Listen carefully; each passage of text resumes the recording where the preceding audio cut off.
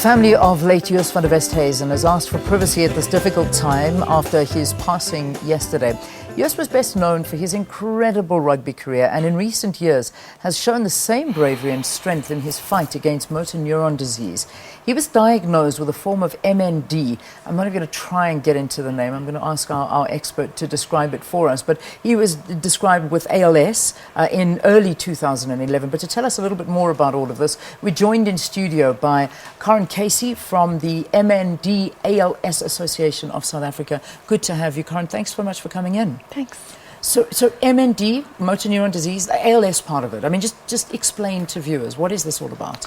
So the ALS stands for Amytrophic Lateral Sclerosis, and basically it's a broad term for the kinds of muscle weakness or muscle wasting that occurs in this disease, where specialized motor neuron cells actually start to degenerate both in the brain and in the spinal cord. So I take it that there are different kinds of MND. There are 4 different kinds based on the type of nerve cell that's affected, as well as the part of the body where the symptoms first present.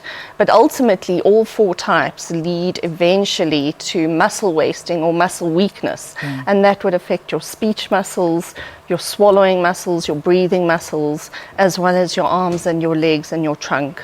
It's amazing how you take things for granted every single day. You know, just for me to hold this pen is the simplest thing, I think, but you get something like this and it turns into almost an impossibility. How do you get MND? Is it something, genetic, or is it something you pick up? How does it work? So there are many theories that abound regarding the cause of MND, and researchers have kind of put it down to a perfect storm of factors. So there's suggestion that there might be an environmental or chemical toxin component, an infective viral agent component, perhaps even an immune component. And then, of course, in more recent years, they've discovered that perhaps repeated blows to the head or to the spine do in fact precipitate one towards MND. A study that was done amongst rugby players specifically found that there was a 6-fold increase in the chances of getting MND with that repeated body injury. Genetically, though, we only pick up MND in about 5 to 10% of cases. So that link between rugby and MND it's there. It's real. It is there. It is there. I mean, obviously, because Joost was a Springbok player, he was in the World Cup squad, he was one of our greatest in his position. Are there many other rugby players in South Africa that have been diagnosed with this? They certainly have. You know, we lost another rugby player last year, and certainly internationally there was a large cohort of rugby players who did lose their lives to MND. So we do know that the repeated traumatic strain to the body does have some kind of effect and some kind of damage on the nerve cells that are responsible for MND.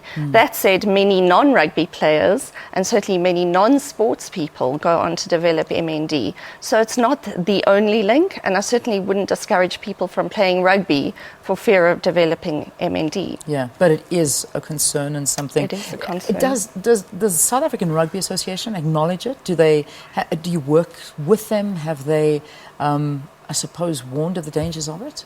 I don't think it's been a particular focus. You know, in rugby, I think the main focus has been around concussion and perhaps spinal injuries. And only more recently has there been a link or some kind of association developed between the two, between motor neuron disease developing in rugby players. Of course, those rugby players themselves are then also exposed to some chemical toxins. So again, it's this idea of a perfect storm of factors that might ultimately lead to the disease presenting itself. When Joost was diagnosed, I mean, he was diagnosed in 2011. He was told more than likely he's got 2 years to live. He did outlive that, though. I mean, he went on, and I think it would have been in March, marking 7 years.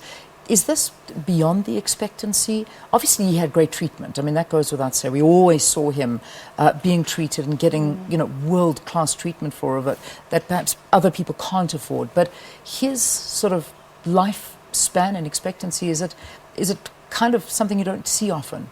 In my experience, life expectancy from the date of diagnosis is anything from 2 to 5 years, but that is dependent on the type of motor neuron disease that a person has been diagnosed with, as well as the date of diagnosis. Many people only receive a diagnosis much, much further on in the illness. It's perhaps been misdiagnosed or mislabeled as something else. And by the time a definitive diagnosis is made, people's life expectancy may by that time be tremendously shortened. Obviously, there are therapies that would help to extend the quality and promote the quality of life, such as speech therapy, occupational therapy, physiotherapy, biokinetics, as well as a medication that has been found to have some effect on extending life expectancy in people with motor neuron disease. When you look at MND in South Africa, how many people would you say? I mean, obviously being from the association, you come across a lot of people. Is it very sort of, is it something that a lot of South Africans do have? Well, it remains a rare disease, and so sort of the statistics that we have are anything from about 1 in 5,000, and probably less, because again, in many of the rural areas perhaps, or outlying areas, these diseases are not as readily diagnosed. I think with the advent of a person like Joost developing the disease, perhaps people with similar symptoms then presented themselves to their doctors and asked whether it might be motor neuron disease, whereas previously, without that kind of awareness in the public, perhaps many of these diseases were being misdiagnosed or mislabeled as something else. Know. Just finally, before I let you go, Karyn, I mean, as you say, people are not necessarily, as much as Joost may have raised awareness and brought it to the fore in terms of, we know what it is, but what should you look out for? I mean, if it is developing in you, what are those signs that you should be aware of?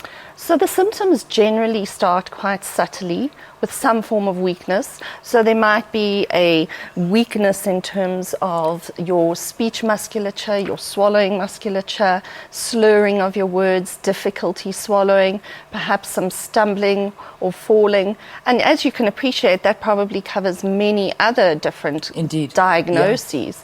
But the difference between perhaps a stroke, for example, which could also present with slurring of speech and difficulty swallowing, the symptoms of a stroke would resolve, whereas motor neuron disease becomes progressively worse. Yeah, no cure at this moment, obviously. No cure at this time. No. Until we know what causes it, I think we're going to struggle to figure out how to fix it.